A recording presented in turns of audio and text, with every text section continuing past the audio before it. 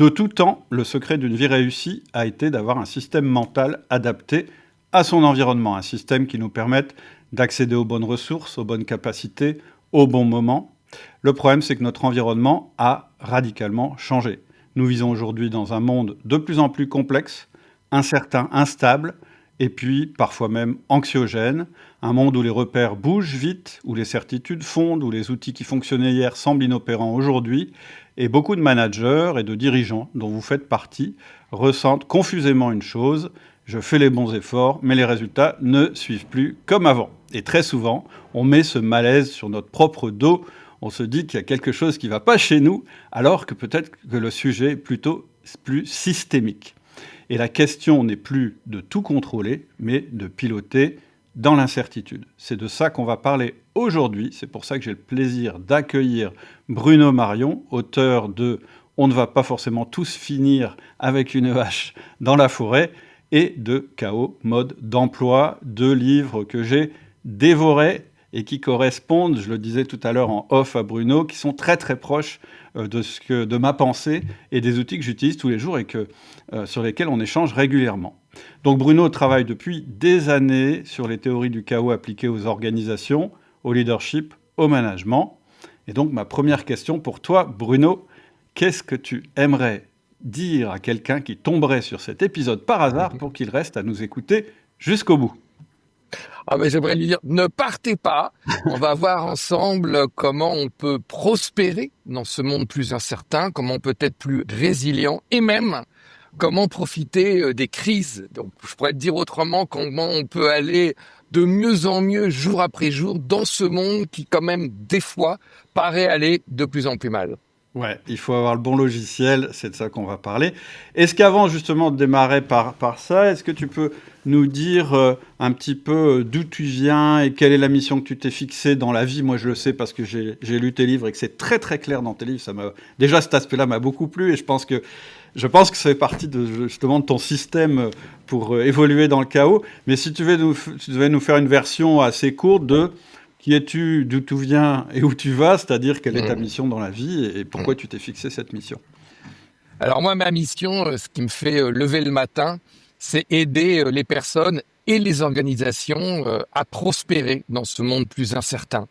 C'est même aller de manière un petit peu plus prétentieuse. Aujourd'hui, on dirait comment laisser un monde meilleur à nos enfants.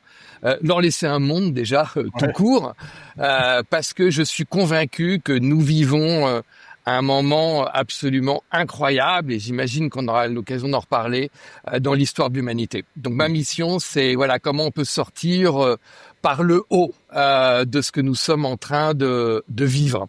Et mon histoire, c'est ça fait 25 ans, 26, j'ai compté tout à l'heure, bientôt 27 que je consacre tout mon temps et mon énergie à ça.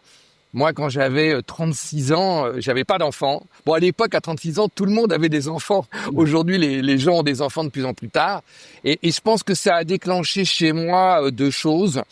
La première, je me suis posé la question, quel allait être mon legs, qu'est-ce que j'allais laisser à l'univers. Alors depuis, je me suis rendu compte que c'était un délire égocentrique, tout le monde s'en fout de ce que je vais laisser, mais à l'époque, je me disais, bon allez, je vais pas aller, j'avais 36 ans. Hein. Ouais. Et puis l'autre truc, c'est que je pense que comme je pouvais pas concentrer tout mon amour et toutes mes angoisses sur mes propres enfants, c'est là que j'ai commencé à me poser la question, des enfants en général. Et du coup, on peut faire très très court. Moi, j'avais beaucoup voyagé déjà. J'avais déjà à l'époque, c'était plus des ressentis. On va voir qu'il y a des fêtes aujourd'hui pour ceux qui en ont besoin. Je suis pas sûr qu'il y en ait encore des gens qui en ont besoin, mais j'avais déjà à l'époque ce ressenti que nous vivions cette transition, enfin nous les humains en tout cas, incroyable, qu'elle était pleine d'opportunités, pleine de risques. Et donc j'ai décidé, je me suis dit ça va être ça mon leg à l'univers, c'est comprendre cette transition et puis peut-être encore plus important, trouver les bons outils pour qu'on soit plutôt du côté des opportunités, ce que j'appelle les émergences, que de ce qu'aujourd'hui certains appellent l'effondrement ou le collapse. Voilà comment ça s'est passé. Alors, il y a aussi un truc que tu n'as pas dit et c'est par ça que tu commences tes deux bouquins quand même. Et donc, ça, pour moi, ça a une importance et ça vaut le coup d'être mentionné. Tu as une approche qui est quand même fondée sur une approche scientifique. Parce que Mm. avant de dérouler justement cette philosophie de la vie ou ce logiciel personnel avec lequel tu avances dans la vie et puis te donner des outils, tu commences par valider ce que tu vas Mm. dire à travers des fondements scientifiques. Et ça, Mm. je trouve que ça te sort du lot par rapport à peut-être d'autres personnes qui traitent le même sujet en langue française. Ça te rapproche d'ailleurs, moi je trouve, par exemple, Nassim Taleb, qui Ah est oui, bien quelqu'un qui sûr. a beaucoup écrit sur le chaos, sur l'antifragilité, etc., et qui, lui, clairement, a une base presque statistique et scientifique.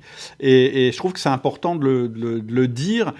Est-ce que tu saurais, alors je sais que c'est pas évident du tout de manière rapide, mais est-ce que tu saurais nous dire un petit peu les fondements sur lesquels tu poses en fait ce que tu vas nous dire? Bien sûr. L'être humain a toujours utilisé essentiellement trois lunettes ou trois prismes pour comprendre ce qui lui est arrivé, quoi. Globalement, pourquoi on est là, pourquoi la vie, pourquoi la mort. Et c'est globalement la spiritualité, les religions, la philosophie et la science. Alors, selon les époques, un domaine a été plus dominant que les autres. On va dire que depuis 2500 ans, c'est plutôt les spiritualités et la religion. La philosophie, c'est plus des poches historiques et parfois géographiques. Et puis la science, depuis 200, 300 ans, c'est ce qui nous a le plus impacté. C'est aussi de là, moi, où je viens. Je suis ingénieur en physique. Voilà, c'était un peu ce qui me parlait plus, même si du coup, je me suis intéressé au domaine que je connaissais pas, la philosophie, les spiritualités.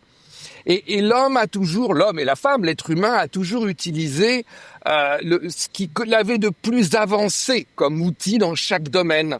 Donc par exemple, quand la mécanique classique est apparue, Newton, on a un peu eu tendance à tout interpréter, pas que la science justement, et c'est ni bien ni mal, c'est simplement un nouvel outil pour interpréter ce qui nous arrive. Donc c'est à l'équilibre, c'est pas équilibré, c'est un déséquilibré. Voilà, on utilise des mots comme ça. Et puis après est arrivé, au début du siècle dernier, 1900 et quelques, deux révolutions majeures, la mécanique quantique, la relativité. Et là aussi, ça a entraîné notre manière de voir le monde, d'interpréter, même dans notre vocabulaire. Hein, tout est relatif. C'est un véritable saut quantique. Et encore aujourd'hui, on utilise ces lunettes. Les dernières grandes révolutions, alors maintenant on en a plusieurs, mais on va dire à ce niveau-là, c'est les théories de la complexité et les théories du chaos. Donc moi mon truc ça a été de dire, on peut utiliser le meilleur de ce qu'on a. Ça c'était un peu une intuition.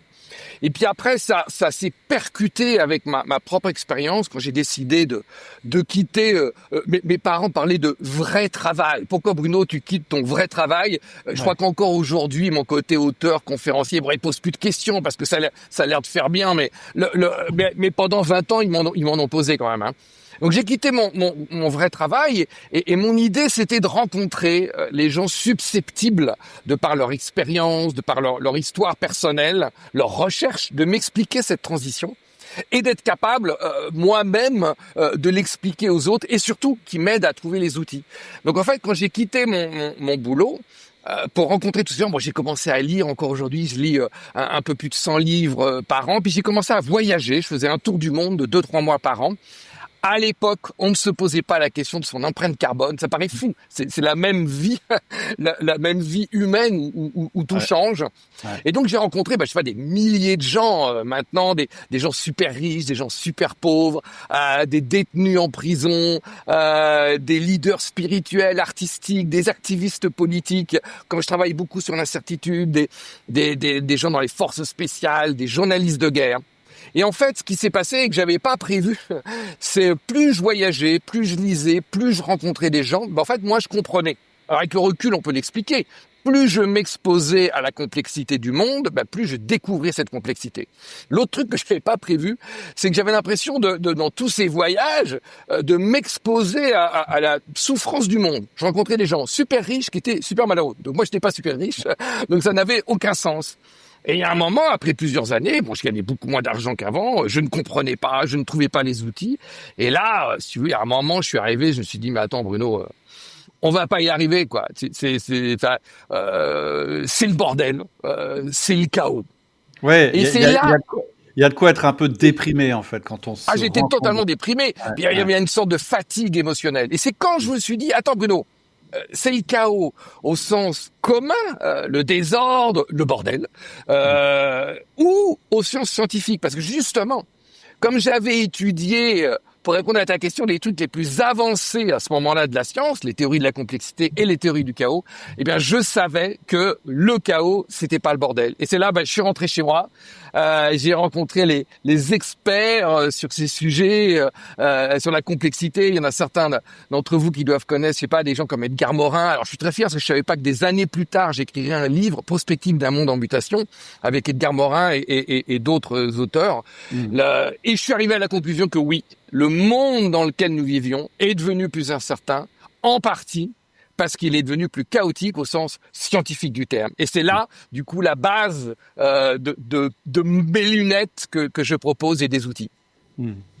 Et à partir de ce constat, qu'est-ce que ça a changé, je dirais, dans ta vie à toi personnelle? C'est-à-dire, Voilà. en fait, je pense que le sentiment que tu as eu, il doit être perçu aussi par beaucoup de personnes qui ne voyagent peut-être pas autant que tu l'as fait, qui n'étudient peut-être pas autant que que tu l'as fait, mais qui le perçoivent, je dirais, de manière un peu intuitive à travers ce qu'on voit dans les médias, à travers les infos qu'on a en permanence, qui semblent beaucoup moins faciles à relier entre elles, à travers peut-être des événements qu'on a dans notre vie quotidienne, des trucs dont on est sûr, qui tout d'un coup sont mis en doute, etc., etc. En fait, je pense que ce sentiment-là, il se répand de plus en plus, et pour cause. Je veux dire, on peut pas avoir... Et après, ça m'intéressera que tu me dises pourquoi le monde est devenu plus chaotique. Mais je pense que ça, les gens commencent à le ressentir d'une manière générale. Il n'y a plus tellement de gens aujourd'hui qui sont sûrs d'avoir la vérité, qui ont des certitudes inébranlables, qu'ils gardent toute une vie, etc., etc. Et donc, comment toi, t'as intégré ça dans ta vie à un niveau personnel? Ça m'intéresse de le savoir parce que ça pourra peut-être donner des idées, peut-être encore théoriques, sur la manière de gérer tout ça. Puis après, on ira dans quelque chose peut-être de plus chef d'entreprise, manager, etc. Mais tu comprends ce que je veux dire? C'est Oui. moi dans Ah ce alors oui, alors voilà. déjà moi, alors qu'est-ce que ça m'a apporté moi, si tu veux, c'est bon, moi c'est mon truc, hein, de chercher les patterns, les schémas, de chercher à comprendre pour pouvoir agir. Donc quand j'ai vu le truc, tu sais, c'est comme bon là moi je me suis fait opérer, donc on voit pas, mais j'ai eu des lunettes pendant mais des années, tu sais, t'as pas les bonnes lunettes et on te met les bons verres. Et waouh! Moi je me souviens la première fois que j'ai fait de la plongée et qu'on m'a mis un masque correctif. Mais j'ai découvert le truc de la mer. Enfin, eh ben, pour moi, ça a fait ce même effet, de se dire, mais oui, c'est pas le bordel. Il y a des trucs, on peut agir. Et tu as raison. Moi, il y a 10 ans, il fallait que je cherche à convaincre mes clients pour mes conférences, par exemple. Il y avait 80% des gens, ils disaient, c'est quoi cette histoire de transition? Ben non, le monde, il est comme avant. Bon, maintenant, aujourd'hui, j'ai plus grand monde à convaincre, hein. J'ai envie de dire, tu pars une semaine en vacances, tu reviens, t'as raté 2 guerres et 2 gouvernements, hein. Et dans la vie de tous les jours, toi, j'étais encore dans un organisme public la semaine dernière pour faire une conférence, et ils me disent, mais attends, tous les mois, on a une nouvelle loi, un nouvel outil à mettre en place, on ne sait pas si on a un gouvernement et un budget. Enfin, toi, là, les gens, on le vit vraiment au quotidien. Et donc, c'est ça, quand je cherche à transmettre, c'est ce que moi, j'ai vécu, c'est ce côté de, ah ouais, attends. Dans cette image qui paraît le bordel, je peux m'appuyer sur des choses, je peux reconnaître, comprendre les choses qui se passent et surtout agir. C'est ça le truc important. C'est ça le truc important. Et d'ailleurs, je rebondis là-dessus. J'aime bien l'image des lunettes parce que Moi, je me souviens que quand j'ai lu Nassim Nicolas Taleb, ça m'a fait exactement cet effet-là. En fait, ça m'a fait l'effet de ça fait longtemps que je ressens des trucs, ça fait longtemps que j'ai changé un peu ma manière de gérer mon entreprise, etc. Et enfin, je suis en train de lire que ce que j'ai fait, ça correspond à quelque chose de réel, de Oui. scientifiquement observé, etc. Et c'est pour ça que je dis, le fait que tu commences tes 2 livres par ça, c'est vachement utile parce que même si tu comprends pas tout de la théorie qui est exposée, ça éveille des zones peut-être dans ton cerveau et après tu te dis dans ta vie courante, ah bah ouais, ce truc-là, ça correspond à la page machin du bouquin de Bruno qui dit ce truc-là. Et même si t'es pas tout à fait au point sur la théorie scientifique, c'est pas grave. T'as une Et il n'y a clé. pas besoin. Est-ce que tu aurais un exemple, parce on va pas faire tous les Mm. chapitres du bouquin, mais peut-être un exemple d'une loi justement, peut-être du chaos, de l'incertitude ou de la complexité, etc., que tu pourrais Mm. nous expliquer de manière Ouais, vulgarisée et qui bien peut-être sûr. va nous aider demain parce qu'on va rencontrer un phénomène, on va dire, tiens, bah, là, je Mm. pourrais appliquer cette loi-là. Je te Alors, pose... 2 ou 3. Ok, J'en rajoute un. soyons fous. D'abord, un truc pour comprendre ce qui nous arrive. Si tu veux, un système. Alors, c'est quoi un système? Un système, c'est un grand mot, mais c'est des trucs qui interagissent avec d'autres trucs. Ton corps est un système, ton entreprise est un système, la France est un système, l'humanité est un système. Des trucs qui interagissent avec d'autres trucs. Eh bien, un système, il peut avoir plusieurs états, comme l'eau. L'eau peut être liquide, solide ou gazeuse. Alors on n'y réfléchit pas parce que c'est automatique. On sait parfaitement interagir de la bonne manière avec l'eau selon son état sans y réfléchir. Solide, c'est plutôt pour l'apéro. On n'a pas besoin d'y réfléchir. Et bien de la même manière, c'est important de savoir identifier dans quel état est un système pour pouvoir interagir de la bonne manière avec ce système, son entreprise, sa vie ou sa vie de tous les jours. Donc je vais te décrire, mais c'est quelques phrases. Les trois, comme l'eau, un système peut avoir 3 états. Les 2 premiers états qu'il peut avoir, c'est tout d'abord l'équilibre. Ça bouge pas. Hein, c'est un truc, c'est plat, quoi. Ça bouge pas. Et puis, je sais pas, c'est de ce que je peux voir, tu as l'air à peu près équilibré, en tout cas sur ta chaise. Si je venais te pousser, un peu comme une balançoire, tant que tu pousses la balançoire oscille sans trop s'éloigner de l'équilibre. C'est comme un thermostat. S'il y a la clim chez toi en été, s'il fait trop chaud, le thermostat met la climatisation en marche, la température baisse. Quand il fait trop froid, il l'arrête, la température monte, etc., etc. Donc tu vois, soit c'est plat, ça bouge pas, c'est à l'équilibre, soit ça bouge, ça oscille, on dirait scientifiquement, ça oscille pas trop loin de l'équilibre. Alors ça, c'est super important. C'est ce qu'on appelle un système linéaire. Pas besoin de retenir le nom. Faut simplement retenir que c'est ce qu'on a appris à l'école. Ou si tu as des enfants, combien de temps il faut pour remplir une baignoire avec un robinet qui coule. Et c'est la manière qu'on a utilisée jusqu'à maintenant pour voir, comprendre et interagir avec le monde. Et il y a plein de systèmes linéaires. Ça va bien. Si dans ta vie de tous les jours, tu as un problème, tu mets en place une action corrective, comme le thermostat, ça te ramène à l'équilibre, bah c'est bon, pas besoin des théories du chaos, continue comme ça. Par contre, ce que nous ont appris les théories du chaos, c'est ce qui a valu un prix Nobel à Ilya Prigogine, c'est de décrire un 3e état. C'est-à-dire qu'à partir d'un certain point, qui s'appelle en français le point de déclenchement, en anglais c'est plus connu le tipping point, le système peut sortir de l'équilibre. Et là, qu'est-ce qui se passe? C'est le thermostat est cassé. Le thermostat est cassé, il est devenu fou. Alors je reprends le thermostat, on est en été, il fait chaud, il met la clim, et quand il fait trop froid, là, qu'est-ce qu'il fait? Il remet la clim un peu plus fort. Plus il fait froid, plus il fait froid. Ça serait pareil dans l'autre sens avec le chauffage, plus il fait chaud, plus il fait chaud. On aura peut-être l'occasion d'y revenir, mais pour un certain nombre de raisons. Essentiellement, le nombre, la connexion et la vitesse, parce que nous n'avons jamais été aussi nombreux sur Terre, parce que nous n'avons jamais été autant connectés les uns les autres, eh bien, on a dépassé ce tipping point et on observe, comme le thermostat qui est devenu fou, ce qu'on appelle des phénomènes d'auto-amplification. Plus il fait chaud, plus il fait chaud. Plus on est riche, plus on est riche. Plus on est pauvre, plus on est pauvre. Plus on est à droite, plus on est à droite. Plus on est à gauche, plus on est à gauche. Plus on est intelligent, plus on est intelligent. Ça marche aussi dans l'autre sens. Et on peut l'expliquer, ça. Eh ben, Nous avons passé le tipping point dans un certain nombre de domaines. Et donc, quand tu es avant le tipping point, tu mets une action corrective en place, tout revient à l'équilibre, continue à faire ça. Par contre, si tu vois que quand tu as un problème dans ta vie, dans ton entreprise, et que tu mets en place une action corrective, et que ça ne fait que faire empirer les choses, ce qu'on scientifiquement on appelle plus ça merde, là, il va falloir arrêter ce qu'on va appeler le contrôle. Il va falloir arrêter le thermostat, il est cassé. Ça sert à rien. Et c'est là qu'on va avoir les outils que justement on peut avoir issus des théories du chaos qui décrivent ces phénomènes. Donc si tu veux, pour résumer, ce que nous donnent les sciences, c'est une capacité à comprendre ce qui nous arrive. Si tu es à l'équilibre, pas loin de l'équilibre, tout va bien dans ta vie, il y a des bons jours, il y a des mauvais jours, mais bon, t'arrives, ton équipe, il y a des jours ça marche bien, des jours ça marche pas bien, tu mets en place, c'est bon, pas besoin de penser à Bruno Marion. Par contre, si tu observes un truc, et là, quoi que tu fasses, je vais prendre un exemple pratique. Dans le monde d'avant, je sais pas, par exemple, si tu manageais une grande chaîne d'hôtels, il y avait des processus, et il y a toujours des processus. Donc, par exemple, si tu as un client, moi je passe beaucoup de temps à l'hôtel, c'est pour ça que j'ai des exemples comme ça qui me viennent à l'esprit. Tu vas, je sais pas, il y a un client qui arrive à l'hôtel, il y a un problème dans la chambre.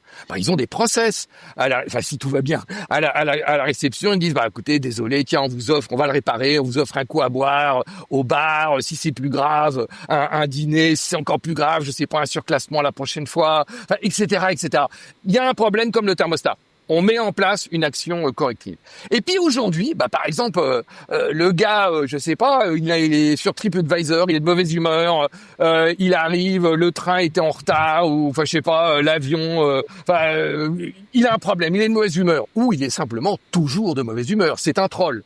Le gars, il arrive, tu lui offres un coup à boire, il va au bar, ça fait pas arranger les choses, hein. Il boit un coup, le gars sur TripAdvisor, il dit, regardez, ils ont essayé de m'acheter. Quoi que tu fasses, le gars, il empire. Et là, il va falloir utiliser d'autres outils. Système linéaire, on peut contrôler les choses. Et c'est ce qu'on a appris, surtout en tant que manager, hein. Ce qu'on a appris, c'est à prévoir. Bien sûr. Pour pouvoir contrôler. Tous les systèmes On cherche qualité. à comprendre. On cherche à comprendre pour pouvoir prévoir et éventuellement contrôler. Et ça, c'est vraiment le mindset qu'on a appris. Et j'insiste, il faut garder ce mindset pour tout ce qui est contrôlable. Par contre, dans notre monde d'aujourd'hui, on voit bien qu'il y a des tas de choses. Enfin, les entreprises, tu as un truc sur un réseau social, ça part, tu peux plus l'arrêter. Là, il va falloir utiliser d'autres outils. Donc voilà un petit peu un exemple d'outils, d'exemple de lunettes plus exactement. Et donc un des outils, je veux dire dès maintenant qu'on va pouvoir utiliser, c'est ces phénomènes d'auto-amplification. La plupart des gens ils connaissent le nom de ça dans les théories du chaos. Quand un tout petit truc augmente, ça s'appelle l'effet papillon. La plupart des gens ont entendu parler de ça. Oui. Donc moi j'appelle ça un des cadeaux du chaos, parce qu'imagine que dans notre vie, en répétant des tout petits trucs qui paraissent insignifiants, tu arrives à faire des grands changements, idéalement positifs. C'est un des outils. Je voudrais te donner un deuxième cadeau du chaos qui est important. Et vas-y. Juste avant, j'ai une remarque et une question. La remarque, c'est que ce que tu viens de décrire comme des systèmes qui s'autorégulent, etc., c'est le système qualité répandu dans toutes les entreprises et généralisé dans toutes les entreprises, qui a très très bien marché pendant longtemps et qui continue d'ailleurs à marcher qui va peut-être continuer pendant un moment. Mais et d'ailleurs, l'auto-amplification, c'est exactement comme sur un circuit, tu perds le contrôle de ta voiture, tu essayes de compenser, en fait, tu amplifies le mouvement. Ça, c'est un truc classique.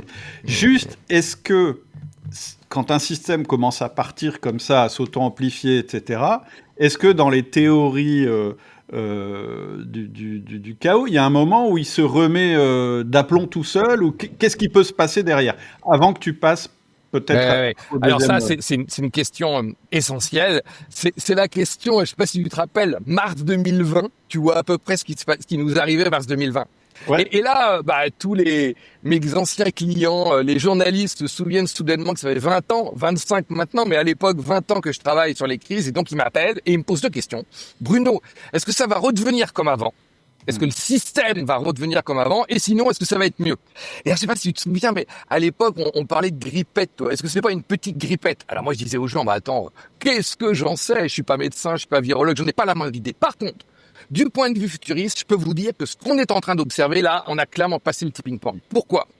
Mars 2020, on attribue à l'époque officiellement à peu près 150 000 morts à ce qu'on appelait à l'époque le coronavirus. Alors il y en avait peut-être plus en Chine cachée, j'en sais rien, mais ça te donne une idée de l'ordre de grandeur. Un mois plus tard, début avril 2020, plus de 4 milliards d'êtres humains, plus de la moitié de la population à l'époque humaine, est sous une forme de confinement. C'est-à-dire qu'en un mois, la moitié de la population humaine a vu son quotidien affecté, changé de manière absolument incroyable.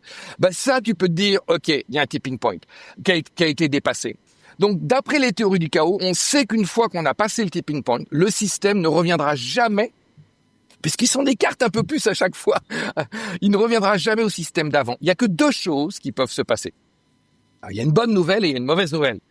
On va commencer par la mauvaise qui nous permettra de travailler ensemble sur la bonne. La première, c'est que le système peut s'effondrer. C'est le deuxième principe de la thermodynamique. Tout redeviendra poussière. Si tu habites dans une maison, que tu t'occupes pas, les gens qui habitent dans des maisons, ils comprennent bien en général. Tu t'occupes pas de ta maison, dans 20 ans, elle sera peut-être pas effondrée, mais ce sera pas en bon état. Alors, on note bien qu'il n'y a pas que les maisons qui s'effondrent. Les civilisations également s'effondrent. La première ville à avoir atteint une population de 1 million d'habitants, sur Terre, autant qu'on sache, c'est Rome. Il y en a peut-être d'autres qu'on ne sait pas, mais bien documenté, c'est Rome. Quand Rome s'est effondrée, 450 après Jésus-Christ, Rome est passé de 1 million d'habitants, ce qui te donne une idée du niveau de complexité. Il faut nourrir 1 million d'habitants, transporter, etc. En 450 après Jésus-Christ, Rome est passé de 1 million d'habitants à 30 000. En à peu près 30 ans. 1 million, 30 000. Quand ça s'effondre, ça s'effondre. Alors, deux choses importantes. La première, c'est que ça a quand même pris 30 ans. C'est-à-dire que Rome ne s'est pas fait en un jour, mais Rome ne s'est pas défait non plus en un jour. Et c'était assez localisé. L'Empire romain était énorme. Et en même temps, on peut imaginer que ça a assez peu impacté les Chinois et les Indiens. Aujourd'hui, si on voulait faire une sorte de brainstorming pour trouver qu'est-ce qui pourrait faire que la civilisation telle qu'on la connaît s'effondre en moins de 30 ans, on trouverait assez facilement. Ça, c'est la mauvaise nouvelle. Les bonnes nouvelles, c'est que d'après les théories du chaos, un nouvel équilibre, c'est-à-dire qu'un nouveau système, encore une fois, un système, c'est des trucs qui interagissent avec d'autres trucs. Simplement, on va voir qu'ils vont interagir un peu différemment. Il va y avoir un petit truc en plus, un nouveau système peut émerger. Et d'ailleurs, on parle d'émergence. C'est-à-dire que d'après les théories du chaos, je pourrais dire que le monde, la civilisation, alors civilisation, ça aussi, c'est un peu un grand mot, mais une civilisation, c'est quoi? C'est la manière dont on vit ensemble, dont on travaille ensemble. C'est ça une civilisation, c'est rien d'autre. La civilisation, d'après ce qu'on nous disent les théories du chaos, si effectivement, comme je l'observe, nous avons dépassé dans un certain nombre de domaines le tipping point, la civilisation telle qu'on la connaît peut s'effondrer. Et d'après les théories du chaos, une nouvelle civilisation, alors là on peut se lâcher, où on aurait tous un travail qui nous plaît, qui permet d'accomplir des choses qu'on a envie de faire, ce qui nous permet non seulement de nous accomplir, mais d'aider notre communauté, où les enfants auraient accès à une nourriture de qualité, soutenable, durable, une éducation, etc., etc. Alors, tu sais, quand je raconte ça, les gens me disent, ouais, t'es un doux rêveur, quoi. Ce qui est mon insulte préférée. On va voir l'importance d'avoir un rêve. Oui. Et en même temps, ma réponse, c'est que nous sommes le résultat de ces émergences. De l'atome à la molécule, de la molécule à la cellule vivante, de la cellule vivante à l'organisme vivant, enfin, etc., etc., jusqu'à ce qui est peut-être, je suis pas sûr, un des niveaux de complexité les plus élevés, c'est 8 milliards ou plus d'êtres humains connectés les uns aux autres. Donc voilà, une fois qu'on a passé le tipping point, pour répondre à ta question, on ne peut pas revenir au système d'avant. Il y a que deux possibilités. C'est l'effondrement, c'est l'approche de ce qu'on appelle, de plus en plus de gens connaissent, la collapsologie, les collapsologues. Et moi je dis, ils ont raison, ils racontent pas n'importe quoi. Ils ont simplement qu'une partie de l'histoire. Oui. Il y a une autre partie de l'histoire, c'est que oui, ça peut s'effondrer et ça peut émerger. Et moi, mon pari et mon œuvre, ma mission, c'est qu'on soit du côté des émergences. Et puis la grande question, c'est peut-être aussi de se dire qu'est-ce qui va se continuer, qu'est-ce qui est encore dans un système stable, et qu'est-ce qui est en train de nous démontrer que là, ça n'est plus stable, Oui, etc. oui, Et je pense qu'on peut faire le parallèle avec une entreprise, et c'est une question qu'on peut se poser quand on est chef d'entreprise, de se dire quels sont mes basiques qui ne sont pas remis en cause aujourd'hui et sur lesquels je peux garder les anciens systèmes parce que c'est ça qui me fait vivre, c'est ça qui m'alimente, c'est ça qui fait mon cash flow, etc. Et dans quoi je dois investir d'autres parce que, en revanche, dans ce domaine-là, je suis en disruption, je suis en train de partir vers le chaos, etc. C'est une réflexion que vous pouvez avoir en nous écoutant qui est très concrète par rapport à votre quotidien d'entrepreneur. Alors absolument, ça c'est un point très important. C'est que quand je parle d'un nouveau système, c'est pas on oublie tout Ouais. et on recommence. La molécule contient des atomes. La cellule vivante contient des molécules. L'organisme, enfin tu vois, etc., etc. Donc bien évidemment qu'il faut garder, ça c'est pas très scientifique, mais on va dire le meilleur ou ce qui marche. On va le garder simplement. Il y a un petit truc en plus. Il n'y a pas besoin d'être, je sais pas, physicien pour savoir que une molécule, c'est pas qu'un tas d'atomes. C'est des atomes avec un petit truc en plus. C'est ça la complexité. Bon, c'est pas la définition officielle, mais c'est ça. Un organisme vivant, une cellule vivante, c'est quoi? C'est des molécules. Mais enfin, c'est pas qu'un tas de molécules. Il y a un petit truc en plus. Donc, une nouvelle civilisation ou une nouvelle entreprise, pas au sens entièrement une nouvelle entreprise, mais comment tu fais progresser, évoluer vers les émergences pour ton entreprise, c'est ça. C'est le truc, je dis, moi, c'est pas la révolution au sens on efface tout et on recommence, c'est trouver le petit truc en plus relationnel, le petit truc en plus organisationnel, le petit truc en plus dans la manière dont on va travailler ensemble. Ok. Est-ce que tu as une autre théorie que tu as envie d'ajouter à cela? Tu m'as dit, une, ça suffira Ouais. pas. Ouais. En fait, si j'ai envie de les ajouter, c'est pas pour le plaisir scientifique et intellectuel, c'est que on peut en faire des outils. Oui. Le premier, c'est l'authentification, l'effet papillon. Comment, une fois qu'on a passé le tipping point, parce que nous sommes dans un monde qui est devenu chaotique, parce que nous n'avons jamais été aussi nombreux les uns sur Terre, parce que nous n'avons jamais été autant connectés les uns aux autres, on a passé le tipping point dans un certain nombre de domaines. Pas tous. Et un certain nombre de choses s'accélèrent. Pas tout non plus. Et ça vient rajouter également de la difficulté, de la friction. C'est-à-dire que dans le monde actuel, à la fois, il y a des choses qui changent tous les jours, hein, et en même temps, il faut toujours à peu près 9 mois pour faire un enfant. Ils vont peut-être nous changer ça aussi, mais pour l'instant, il faut à peu près 9 mois. Il faut à peu près 15 à 25 ans pour faire un adulte. Donc toi, par exemple, il y a des gens, je suis sûr parmi ceux qui nous écoutent, moi j'ai travaillé, par exemple, je sais pas, on va dire à une grande entreprise qui fait des avions. Leur problème, c'est eux, ils font des avions, ils font pas des nouveaux avions tous les 6 mois. Donc ils sont à la fois dans un environnement qui change tout le temps et il faut créer un avion pour 20 ou 30 ans. Il y a plein d'industries comme ça Ouais. où on est confronté à cet écart. Donc ça, la première chose, voilà, c'est les effets d'authentification, comment en changeant le petit truc en plus, tu peux créer des émergences. Il y a un deuxième cadeau du chaos qui, pour moi, vraiment qui est très important et qui est le moins connu. L'effet papillon, il y a pas mal de gens qui connaissent. C'est que le chaos, comme je le dis vulgairement, c'est pas le bordel. Dans le monde, dans la nature, il y a le désordre, le hasard. Le hasard, tu peux pas prévoir. Il y a peut-être des fois des phénomènes statistiques que tu peux utiliser, mais globalement, tu ne peux pas prévoir précisément. Et puis, il y a l'ordre. C'est ce qu'on appelait des systèmes linéaires. Une fois qu'on a compris, on peut prévoir et souvent, quand on aime bien, contrôler. Le désordre, on peut pas prévoir. L'ordre, on peut prévoir. Eh bien, là aussi, le troisième état que peut avoir un système, qui a été décrit par Prigogine, les autres, c'est l'état du chaos où, attention, c'est pas facile, à la fois, comme le désordre, on peut pas prévoir, et où en même temps, comme l'ordre, il se passe pas n'importe quoi. Je le répète lentement. Comme dans le désordre, on peut pas prévoir, et où en même temps, il se passe pas n'importe quoi, il y a ce qu'on appelle un attracteur étrange. C'est le nom scientifique, hein, c'est pas moi qui l'ai inventé. Un attracteur étrange qui fait que, voilà, le système fait pas n'importe quoi. Et c'est ça qui est, si tu veux, qu'on a découvert. Ça existait, mais on ne savait pas le décrire. Eh bien, pourquoi j'appelle ça le deuxième cadeau du chaos? Parce qu'une fois que tu as compris ça, une fois que tu as compris que le chaos, en tout cas, tu as le droit de continuer à utiliser le chaos pour dire c'est le bordel, c'est le désordre, c'est la guerre, etc. Et tu as le droit aussi de rajouter une case dans ton cerveau, de dire attends, est-ce qu'il n'y a pas un pattern, un schéma que je pourrais utiliser? Parce que imagine que dans un monde où on peut pas prévoir, on peut plus rien prévoir, on puisse faire en sorte qu'il se passe pas n'importe quoi. Bah, ça serait déjà énorme. Et donc mon truc, c'est comment créer entre guillemets son propre attracteur étrange. Comment faire en sorte que on puisse aller dans notre vie personnelle, dans notre vie professionnelle, avec son équipe, avec son entreprise, même si on peut rien. Si le monde linéaire, c'est le gars qui fait du vélo, tu sais, sur une belle piste cyclable, il est tout seul, il fait beau, il n'y a pas de vent. Bon bah le gars, faut pas le faire, hein, mais il lève les mains du guidon, il téléphone ou il regarde la nature, c'est mieux. Mais toi, il y a pas besoin de beaucoup contrôler, quoi. Ça va.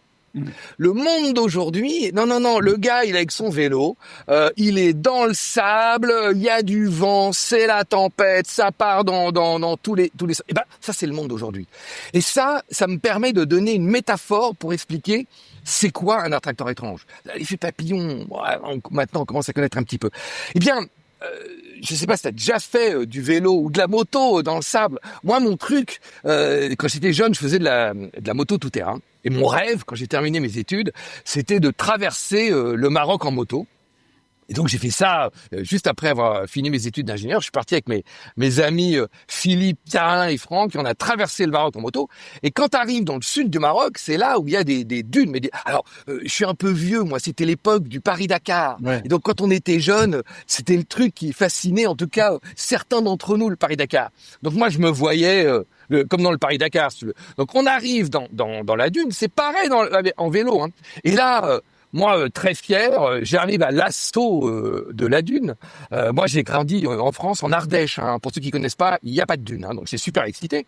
J'arrive là, qu'est-ce qu'on fait? Ben là, dans le sable, le vélo, le guidon commence à se mettre à osciller. Tu te souviens les oscillations?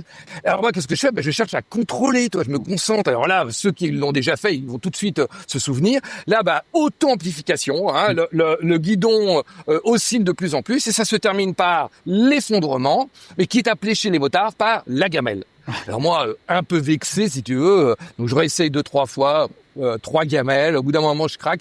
Je demande, mon ami Pierre-Alain, lui, il faisait de l'enduro de compétition à l'époque, et non, il me donne le secret. Je suis sûr que certains d'entre vous connaissent. Le secret, c'est qu'il faut regarder loin devant. Faut avoir un point fixe, faut pas si fixe que ça, t'as le droit de changer, mais faut avoir un point de... Eh ben, l'attracteur étrange, c'est ça. Et vraiment, bon, faites attention si vous l'avez jamais fait, mais si vous vous retrouvez dans une situation comme ça, eh bien, regardez droit devant et vous allez voir, je ne sais pas comment ça marche. Est-ce que c'est mon cerveau, mon corps, mais là, hop, et là, ça va. Alors, il y a le deuxième truc, hein, c'est faut pédaler en vélo ou faut mettre les gaz en moto. Et pourquoi je dis ça? Parce que ça va être ce que je vais appeler les routines. Les routines pour profiter de l'effet d'auto-amplification. Mais déjà, l'attracteur étrange. Deuxième chose qu'on apprend des théories du chaos, c'est que le chaos, c'est pas le bordel. Quand on est dans la phase chaotique, où il y a ces phénomènes d'auto-amplification, eh bien, si tu sais où tu veux aller, t'as moins de chances de tomber. Et il faut, comme beaucoup de choses que je dirais là quand on va rentrer dans les outils, c'est je vous demande pas de me croire, je vous demande d'essayer. Bon, à vélo, faites gaffe, je voudrais pas que vous tombiez à cause de moi, à force sur en moto. Mais là, le monde d'avant, t'es sur une piste cyclable, tout va bien, il fait beau, ça bouge pas. Le monde d'aujourd'hui, j'aurais pu prendre l'exemple du bateau. Le monde d'avant, c'est le navire qui avance, il n'y a pas de tempête, tout va bien, il fait beau. Le monde d'aujourd'hui, on est sur un petit bateau, les courants, les vents. Et ben là, le point fixe, ça serait le phare dans la tempête. Aujourd'hui, la conclusion de tout ça, c'est faut avoir un rêve. Faut avoir une vision très très claire de où on a... Mars 2020, j'y reviens. Moi, je disais aux gens, visualisez là où vous avez envie d'être dans un an. Bon, ça a pris plus d'1 an, hein. Mais c'est pas important. Le point important, c'est d'avoir ce point fixe, ce phare dans la tempête, ce point... Je pourrais dire ça autrement. C'est dans le monde d'avant, tu pouvais avoir des rêves, hein. C'était très très bien. Mais statistiquement, si tu étais fils de paysan en Ardèche, t'allais probablement devenir paysan en Ardèche. Alors, il y en avait qui partaient à Lyon, à Paris, plus loin, et c'était des légendes, hein, on en parle encore dans certains villages. Et c'était pas obligatoire. Dans le monde d'aujourd'hui, dans ce monde mouvant, le sable, la mer en pleine tempête, tu te casses la gueule. Tu peux plus lever les mains du guidon, téléphoner. Non, faut avoir cette vision. Et donc un de mes premiers conseils, c'est ayez ce rêve, cette vision. En fait, ce que tu dis, moi je le retrouve aussi dans la conduite automobile dont je parlais tout à l'heure sur un circuit. Si tu veux te casser la gueule, le meilleur moyen c'est de regarder là où tu veux pas aller. Et en général, ta voiture y va. C'est pareil quand tu conduis, qu'il y a du verglas, etc. Ne regarde pas l'arbre, regarde là où tu veux aller. Et naturellement, en fait, on va réussir à effacer tous les petits mouvements parasites, etc., et à faire ceux qui vont bien pour avancer dans le bon sens. Et je dirais que dans l'entreprise, on a un petit peu la même chose entre le management quotidien et la vision de l'entreprise. Dans le management quotidien, c'est comme quand tu es sur une ligne droite, il faut faire des petits correctifs en permanence. Et là, c'est la loi de la fréquence, c'est-à-dire avoir des entretiens avec des collaborateurs pour être sûr qu'ils ne sont pas dans le bas-côté, mais qu'ils sont, même si la route est droite, on a toujours tendance à partir, etc. Et donc ça, c'est ce qui permet d'éviter, je dirais, l'entropie naturelle d'une entreprise. Mais il faut aussi une vision, parce que la vision, peut-être ce que tu appelles l'attracteur étrange, quand je parle de vision, moi je dis, c'est ce que j'appelle ça la vision infinie, c'est-à-dire on ne sait même pas si c'est dans 1 an ou dans 30 ans, mais peu importe, c'est vers là qu'on va. Et on met pas, c'est pas un objectif non plus, c'est la vision. Et tout le reste découle de la vision. Mais la vision, c'est quoi notre rêve commun? C'est vers quoi, à quoi on sert? Qu'est-ce qu'on veut continuer à faire? Qu'est-ce qu'on veut, etc., etc. Donc j'aime bien parce que cette histoire d'attracteur étrange, c'est primordial. Et d'ailleurs, je me demande si c'est pas quelque chose qui vient de la physique quantique ou Alors l'attracteur étrange, c'est les lois du chaos. C'est les théories du chaos. Ça vient pas de la physique quantique. Parce que physique clairement. Parce que alors juste ça c'est petite marotte personnelle. Qu'est-ce que tu penses des lois de l'attraction qui se sont développées pendant un moment aux USA? Parce qu'il y a quelque chose il y a quelque chose de commun entre les deux, je trouve. Bien sûr. Alors comment ça marche? Comment ça marche? Alors d'abord, pour que ça marche, la première chose, j'ai rappelé, il faut pédaler, ou mettre des gaz sur la moto, ou mettre des gaz en voiture. Faut donner de la vitesse, du mouvement, on va dire. Faut donner du mouvement. Faut pas rester immobilisé dans la tempête. Donc comment tu peux faire ça? Déjà, moi, par exemple, la première chose que je fais tous les matins, c'est je visualise mon rêve. C'est-à-dire tous les matins, je le lis, moi c'est dans une note Evernote, mais enfin si tu l'as sur un bout de papier, ça va très très bien. Ça peut être une ligne, moi c'est un peu plus parce que ça peut être par exemple, c'est quoi ta journée idéale? Comment tu te vois dans 1 an en tant que manager, en tant que dirigeant, j'en sais rien. Tu arrives au bureau là. Elle est comment ton entreprise? Elle est comment ton équipe dans 1 an? Et comme tu l'as dit, peu importe, c'est 1 an ou 10 ans. C'est de regarder droit devant. Donc moi, tous les jours, je visualise. Et c'est vraiment le travail de visualisation, au sens de je ressens, je vois, j'entends là où je suis. Même pas là où je veux être, c'est-à-dire que j'ai l'impression d'y être. Donc tous les matins, je fais ce travail de visualisation. Alors la même chose du point de vue collectif. Oui. C'est-à-dire que pratiquement à chaque réunion, en tout cas 1 fois par semaine, tu le rappelais, les réunions régulières avec ses collaborateurs, pourquoi c'est important de le répéter?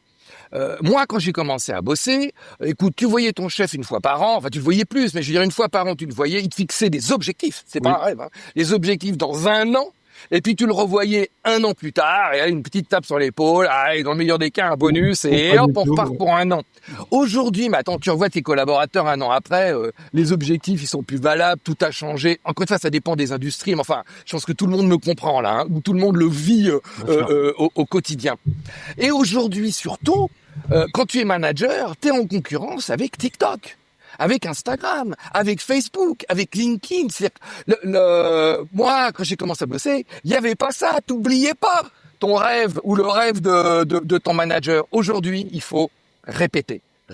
Et c'est vraiment un de mes trucs, c'est regarder loin et répéter. J'espère que j'aurai à te donner quelques autres routines comme ça qu'on peut utiliser, mais c'est vraiment le côté répéter des petits trucs tous les jours, garder sa vision. Pour répondre à ta question sur les lois de l'attraction, comment ça marche? Alors soit tu crois en Dieu et tu pries tous les jours pour y arriver et Dieu exercera tes prières. Soit tu crois dans les lois de l'attraction et l'univers t'apportera tout ce dont tu as besoin. Soit tu crois dans les théories du chaos et tu peux croire aux trois. Hein, ça peut pas faire de mal. Hein. C'est complètement. Soit tu crois dans les théories du chaos. Alors comment ça marche? Alors c'est pas vraiment, mais mon intuition, c'est que le fait de visualiser mon rêve tous les matins, ça me fait prendre plein de décisions. Je parle pas des grandes décisions conscientes. Je parle des micro-décisions, comme les petits mouvements dans le guidon ou dans le volant quand tu veux sortir du virage alors que il y a du verglas, enfin peut-être pas du verglas, mais du sable.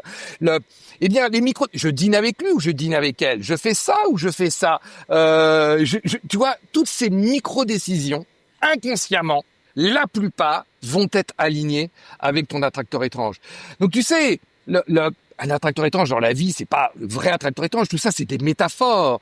Mais la métaphore, le cerveau en a besoin parce que ça permet de comprendre des choses très compliquées et c'est mon but. Moi, comme tu l'as rappelé, pas besoin de comprendre les théories du chaos. Vous avez besoin de comprendre que deux trucs, c'est quand on a passé le tipping point, que vous voyez dans votre vie que les choses s'auto-amplifient, ne cherchez pas à contrôler. Mettez en place des petites routines, soyez clairs, comme en vélo, comme dans le virage en voiture, où vous voulez aller. Il y a aussi un phénomène, moi je pense, qui a donné lieu à toutes ces théories, etc. C'est que simplement quand tu sais où tu vas, où tu veux aller plutôt, et donc où tu vas, mais tu es plus attentif aux opportunités qui t'y emmènent plus vite. Et comme on est dans un monde chaotique, ça veut dire que oui, il y a plein d'événements négatifs, mais il y a aussi plein d'événements positifs. Et il y a plein d'opportunités qui passent. Et tu les verras même pas passer si tu n'as pas une idée assez claire de la direction dans laquelle tu veux aller. Je pense que tout simplement, ça conditionne notre perception de la réalité et ça nous fait voir les opportunités qu'on va pouvoir saisir pour aller vers là où on va. C'est un monde d'opportunités en même temps.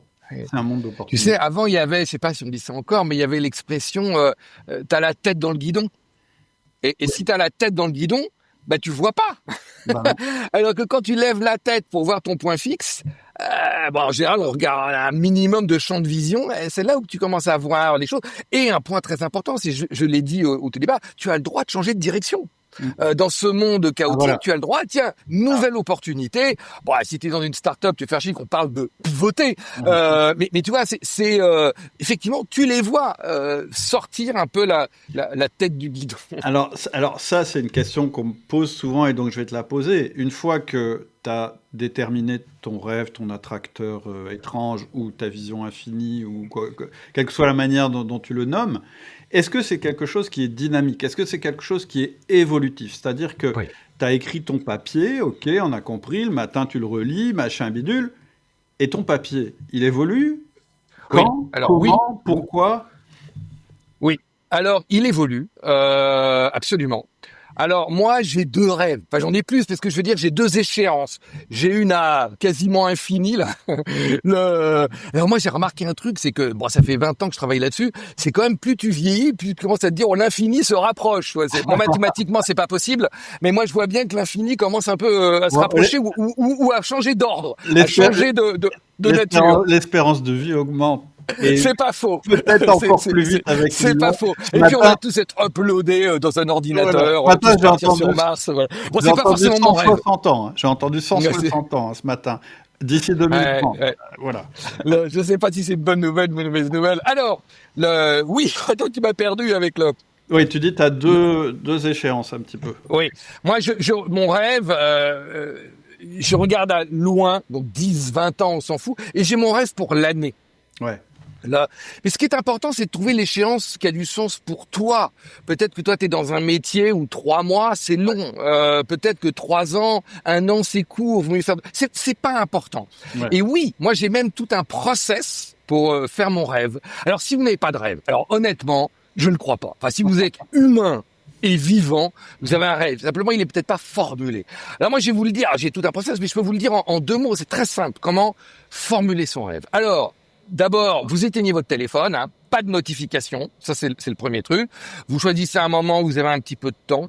Moi, je trouve que la nature m'aide énormément. Donc, si vous pouvez aller, alors si vous méditez, allez, méditez une demi-heure, là, ça va vous aider. Sinon, vous allez marcher dans la nature, mais même un parc en ville. Je trouve que l'eau aide. Vous allez marcher au bord de la Seine, d'une rivière, du Rhône, je sais pas, ou de la mer, évidemment. Et vous partez avec cette question. Où est-ce que j'ai envie d'être dans 1 an ou dans 10 ans, le truc qui a du sens pour vous. Et vous ne cherchez pas à répondre à la question, vous laissez venir les réponses. Tiens, là, après, vous faites un focus sur votre entreprise, sur votre santé, sur votre métier, sur votre famille. J'en sais, vous pouvez faire des focus. Vous pouvez faire une fois, tiens, là, une période un peu difficile dans ma boîte, j'ai besoin de refaire mon rêve là. Vous partez 1 heure, 2 heures. Alors peut-être une fois, vous serez trop stressé, ça marche pas. Y a rien qui vient, c'est pas grave. Réessayez demain. Vous verrez, il y a un moment, ça pop-up ou ça vous descend dessus. Je ne sais pas comment ça marche, mais il y a un moment. Et là, alors si vous avez peur de l'oublier, vous l'enregistrez sur votre téléphone, vous le notez, peu importe. Sinon, vous rentrez chez vous et vous notez tout sur un papier. Et souvent, c'est une phrase ou 2 phrases. Et après, le lendemain matin, quand vous allez le visualiser, hop, ça fait venir une autre idée. Donc oui, le rêve évolue. Ça, c'est un point important. Il y a des tas de petits... Bon, faut pas que ça évolue tous les jours non plus. C'est un peu le point fixe dans la tempête. Donc, faut pas changer en permanence. Mais par exemple, il y a un moment, typiquement dans ton entreprise, tu sens bien que soit c'est plus ton rêve, soit ton rêve n'est plus cohérent. Avec le marché, avec la réalité industrielle. Donc là, tu te dis, OK, là, il faut vraiment que je prenne ce temps. Ça peut être 1 heure, ça peut être une journée, ça dépend. Si c'est un truc super important, ça vaut peut-être le coup de partir tout seul en week-end. Je parle, même si t'es le dirigeant, peut-être vraiment tout seul. Avant d'en parler, de le faire, il y a des exercices que tu peux faire collectivement. Peut-être que ça vaut le coup de le faire dans un premier temps en tant que manager, en tant que dirigeant, un peu tout seul. Et voilà, tu fais cet exercice. Si ça marche pas, c'est pas grave. Tu le refais une 2e fois et il y a des choses qui viennent. Donc oui, 1, le rêve peut changer. 2, il y a des process pour accoucher, entre guillemets, de ce rêve. Ok, super. Je vais arriver à des questions un petit peu plus concrètes et opérationnelles parce que j'ai bien entendu que tu voulais nous donner des outils. Donc évidemment, on est tout à fait preneur. Qu'est-ce que tu aurais envie de changer dans le tableau de bord d'un manager ou d'un dirigeant qui adopterait justement cette vision qui dit que le chaos, c'est une opportunité?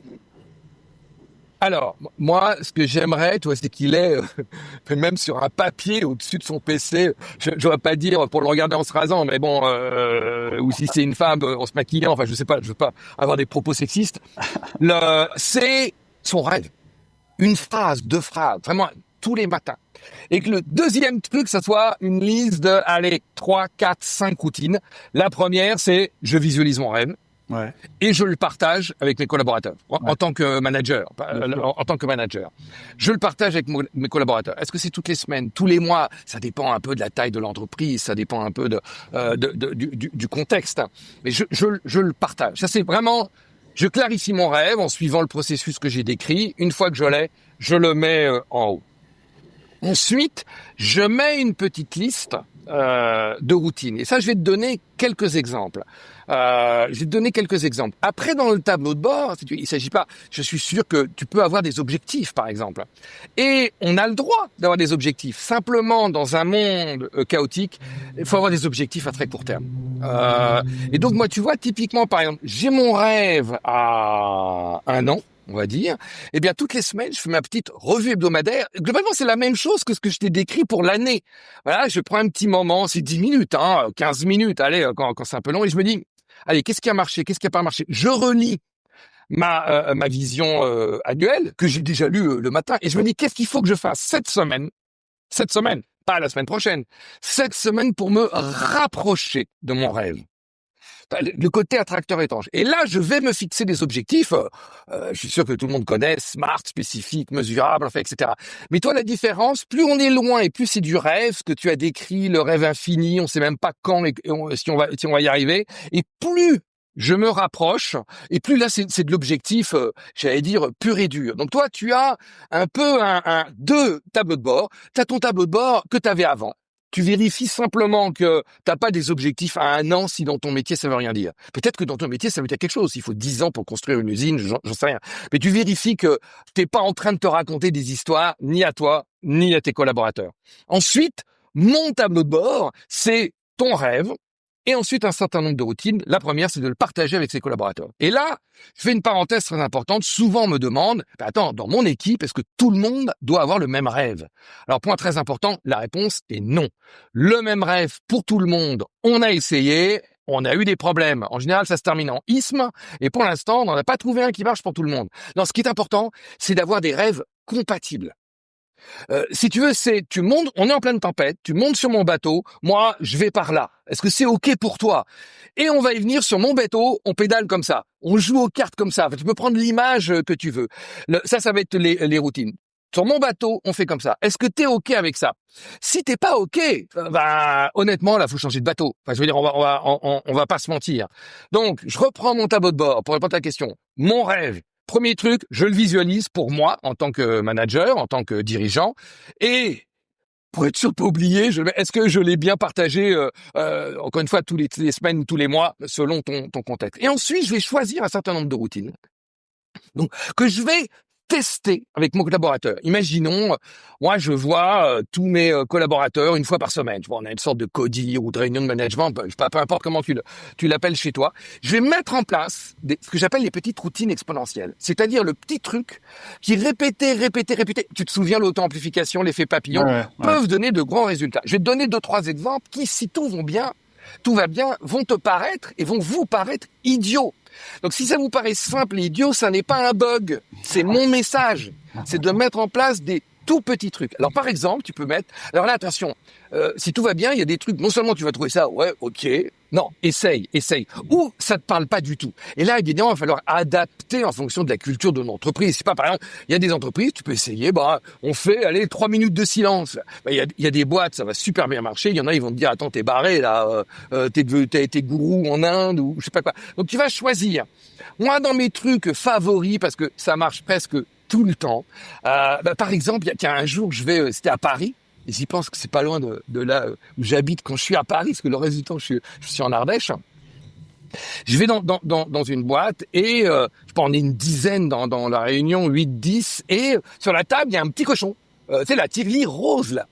Et il y a des moments, tout le monde s'arrête de parler, et il y a un ou une personne qui se lève et qui met 1 euro dans le petit cochon. Alors moi, tu l'as compris, ma passion, c'est comprendre les patterns, les identifier, les partager. Donc je suis à fond là. Bon, j'ai vérifié après avec eux. À chaque fois qu'il y en a un qui dit oui mais 1 euro dans le petit cochon. Alors, je sais pas si tu connais, si vous connaissez, mais oui, mais en logique, c'est équivalent à non parce que. Donc, la personne en face de toi entend non, non, non, consciemment ou inconsciemment. Faut remplacer ces oui, mais par des oui et. Alors, ça veut pas dire que tu es d'accord, hein. Tu as le droit de dire à quelqu'un, oui, j'entends ton point de vue et je ne suis pas d'accord et c'est important pour moi qu'on en discute et je suis convaincu qu'on va trouver une solution. Et voilà un exemple. Essaye ça. Alors, c'est pas facile au début, tu te reprends un peu, on s'en fout. Tu changes complètement la dynamique. Et donc, cette réunion va mieux se passer. Les gens vont être plus à l'aise, ils vont être plus créatifs. Donc, tu vas prendre de meilleures décisions. Donc, la prochaine réunion sera de mieux en mieux. Moi, j'ai vu un truc, alors je connaissais à titre personnel, beaucoup d'entre vous peut-être ont déjà entendu parler d'exercice de gratitude. Alors ça, c'est super auto-amplificateur parce que imagine, tu fais ça le soir, t'as une journée de merde, même une journée de merde, mais des trucs graves que tu vas trouver quelqu'un qui t'a aidé, etc. Donc, tu vas mieux dormir. Donc, demain, tu seras mieux réveillé. Donc, tu prendras de meilleures décisions. Plus ça va mieux, plus ça va mieux. Dans un monde qui paraît de plus en plus mal. Mais alors, pourquoi je te raconte ça? C'est parce que j'ai rencontré il y a pas longtemps un PDG, mais d'une très grosse boîte, qui a mis ça en place avec son CODIR. Surréaliste. Parce qu'il me raconte que quand il est arrivé, moi, j'étais pas là au début, il me dit, mais attends, les gars, c'était les baronnies, ils se tapaient tous dessus, ils se parlaient plus, enfin, c'était la guerre. Vraiment la guerre. Donc il me dit, tu mets ça en place, les gars me prennent pour un fou, c'est super artificiel, les gens se forcent. Il me dit au bout de 3 mois, L'ambiance du codir a changé, les gens ne peuvent plus s'en passer. Ouais. Encore une fois, est-ce que c'est adaptable à tes collaborateurs? Mais j'en sais rien, ils vont peut-être te prendre pour un malade. Ce que c'est dit, c'était le cas là. Hein. Et ça, bon, c'était le PDG qui arrive, il a dit, c'est comme ça, pas autrement. J'en ai vu un autre comme ça, génial, c'est le tour des fiertés. C'est que chaque personne, alors là c'était pas toutes les semaines, mais tous les mois, c'est des gens qui se réunissent tous les mois, il dit tiens, de quoi je suis fier le mois dernier. Et pareil, ça crée une énergie différente, ça donne une idée aux autres. On peut trouver des explications, et c'est pas forcément le truc le plus important. C'est de La répéter. répétition. Ça Ouais. va faire émerger des trucs incroyables. Et donc mon conseil, c'est de trouver comme ça, allez, 4-5 trucs, ton tableau de bord là, la vision. Je visualise mon truc, je le répète à mes collaborateurs. Et après, est-ce que c'est le 8 mai? Est-ce que c'est de faire des réunions en marchant plutôt qu'au bureau? C'est dans mon bateau, on va par là, et dans mon bateau, on fait comme ça. C'est la On fait culture. comme ça. Aujourd'hui, si tu veux, je pense que le dirigeant dans la tempête, il sait où il va, il a une vision et il met en place une culture. Oui. Il met en place une Ouais. culture et merci. Moi j'ai dit une civilisation. J'aurais pu dire une culture. Mmh. Une culture d'entreprise, c'est comment on fait les choses, Et comment on fait les réunions, comment on se parle. C'est rien d'autre que ça. C'est le petit truc en plus. Tu te souviens? ouais. La molécule, c'est Ouais. pas qu'un tas d'atomes, etc. C'est le dirigeant, il est là pour mettre des petits trucs en plus. Et je vous demande pas de me croire. Je vous invite à essayer, Et à adapter à votre culture, à votre personnalité, et à adopter ou pas. Si au bout de 3 semaines ça marche pas, laissez tomber. Enfin, au bout de, je sais pas, le temps selon le cas, essayez. Il faut essayer autre chose. Faut essayer autre chose. Et en vrai, c'est plus simple. C'est-à-dire qu'une fois que tu as bien déterminé la culture dans laquelle tu veux que tes collaborateurs évoluent, c'est beaucoup plus facile de leur faire des feedbacks Ah oui. sur ce sujet. Au lieu de faire des feedbacks sur tout et rien, ça va orienter beaucoup mieux ton action et ton job de gardien de la culture, en fait, finalement. Bien sûr. Et il y a un autre Bien sûr. truc que tu as dit et que je voudrais répéter, c'est que la vision, ça se répète. Nous, Ah oui. une fois qu'on a travaillé notre vision et qu'on en est convaincu, souvent on oublie de la répéter tous les jours parce qu'elle est tellement évidente pour nous, d'autant plus si on l'a affichée quelque part ou qu'on la lit tous les matins. Et quand tu arrêtes de la dire à tes collaborateurs, c'est pas qu'ils l'oublient, c'est qu'ils se disent, bah, en fait, c'est plus important pour lui, il en parle plus. Et en fait, tes collaborateurs, ils te regardent et ils écoutent de quoi tu parles. Si tu parles de la culture, de la vision et que tu renforces la culture, ça sera plus simple pour tout le monde. Ça leur donnera les clés pour évoluer. Ce que tu me dis me rappelle une histoire. Un jour, j'interviens je fais une conférence pour une boîte, pour toutes les équipes commerciales d'une boîte super industrielle. Ils font des éléments en béton.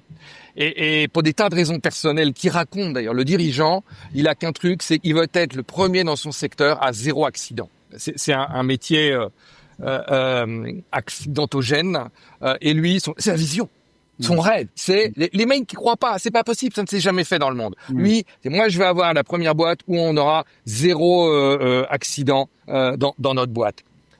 Le gars, et il me dit, moi je répète ça à chaque réunion. Je te jure, je vais pour monter sur scène là, devant ces 150 commerciaux. Le gars, il me rattrape. C'est super déstabilisant. Hein. Me faites jamais ça. Hein. Il me rattrape et me dit, Bruno, j'ai oublié. Et le gars monte devant moi sur scène et il le refait, le laïus sur la sécurité. 10 minutes, hein. Et il me dit, après, au cocktail et tout, il me dit, mais tu sais, ils n'en peuvent plus de m'entendre. Ils n'en peuvent plus. Je leur répète le même truc. Et il prenait des exemples super concrets. C'est des commerciaux, ils ont des bagnoles. Moi, vous vous faites gauler, je rembourse pas vos contraventions. Voilà. Le mec prenait, et il raconte le même truc. Répétez. Dans ce monde où vous êtes en concurrence pour l'attention de vos collaborateurs, répétez. Oui, et on peut le faire d'une manière de plus en plus créative. En fait, on répète jamais la même chose. On dit la même chose de manière différente et sous différents angles. C'est ça qui se passe en général. Alors, j'ai une question aussi très concrète parce que c'est quelque chose en ce moment qu'on reçoit beaucoup de la part des managers et des chefs d'entreprise à qui on parle. C'est 2 choses. La première chose, c'est évidemment comment je fais quand mes équipes me réclament de la stabilité, parce que leur réflexe, quand elles sont stressées, c'est de me réclamer de la stabilité. Je suis stressé, patron, donc il faut me donner de la stabilité. Première question. Et le truc qui vient juste après, qui est plus récent, c'est que même les plus motivés se rendent compte, ça va te plaire, se rendent compte qu'en faisant les mêmes efforts qu'avant, voire plus d'efforts, ils ont de moins bons résultats.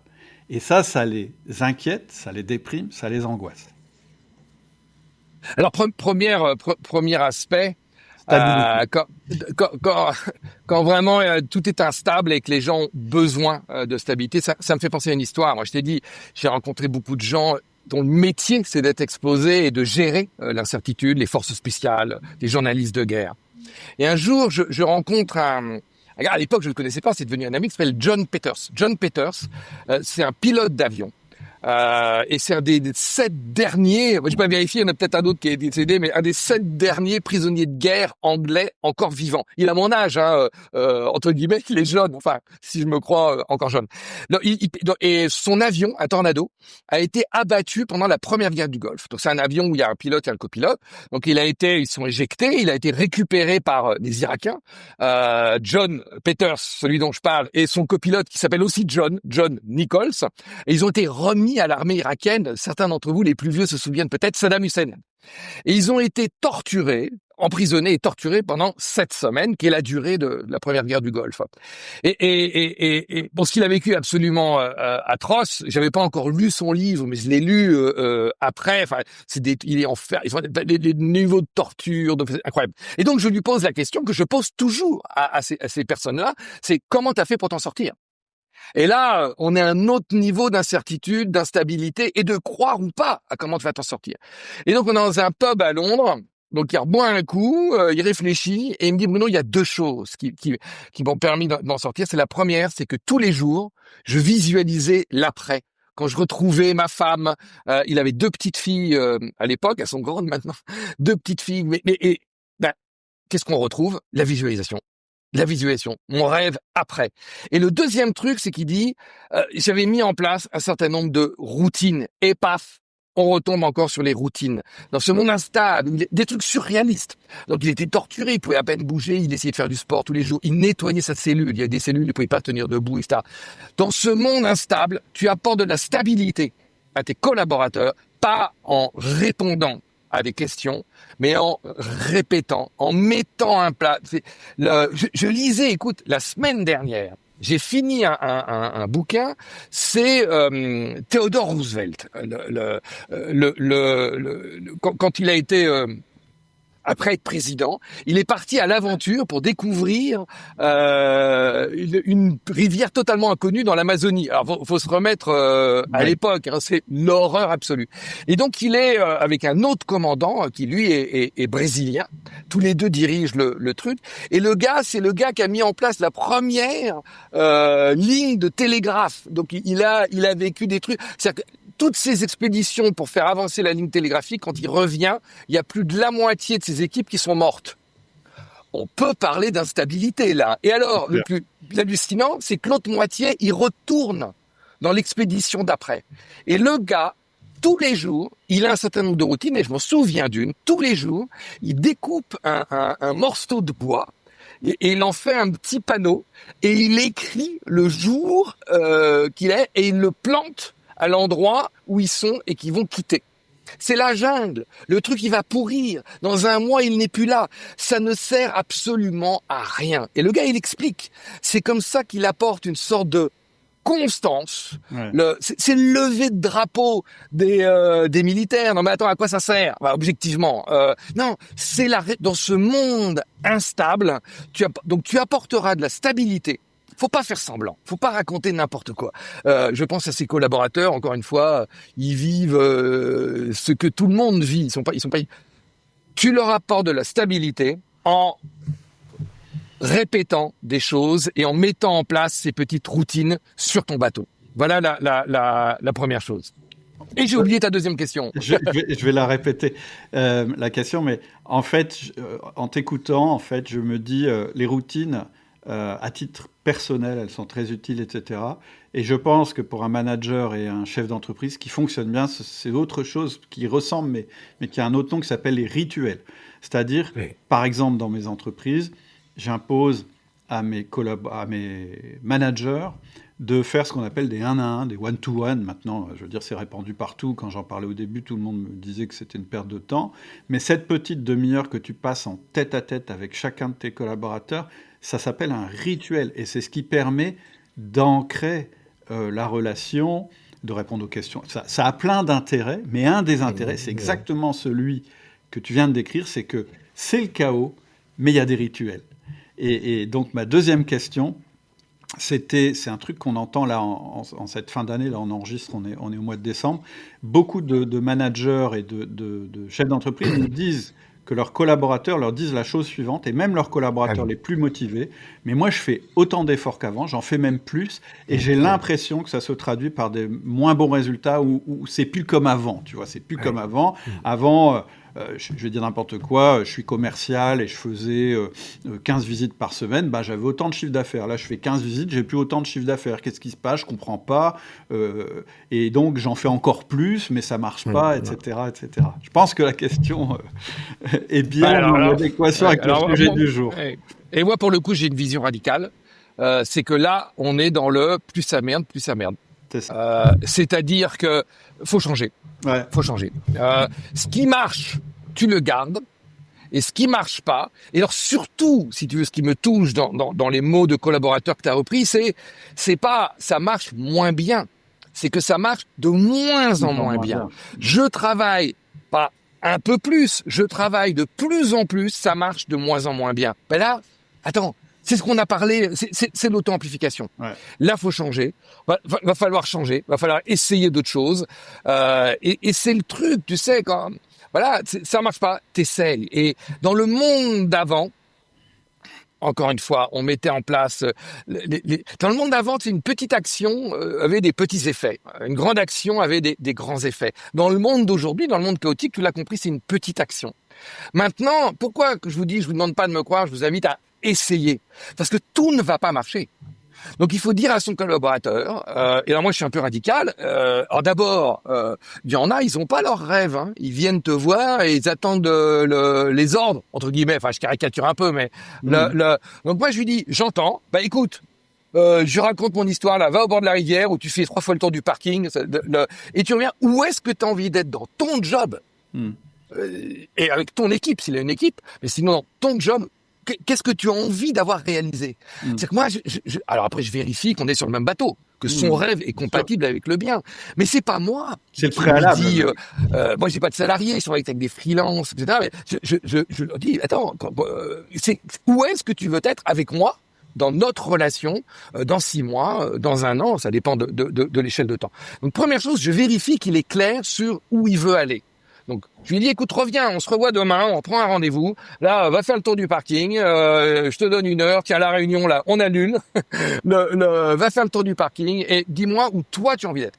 Et la deuxième chose, c'est, une fois qu'il a fait ça, en général, je le sépare en 2 fois, c'est, bah, qu'est-ce que tu vas essayer?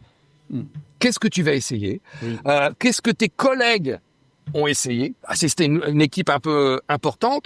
Il y a un gars quelque part qui a essayé quelque chose probablement et qui marche mieux que les autres et on n'est pas au courant. Donc on est vraiment dans une phase d'expérimentation et dans une phase d'expérimentation montante. Moi, je dis aux gars, bah, attends, mais qu'est-ce que j'en sais? Moi, je suis pas sur le terrain avec toi.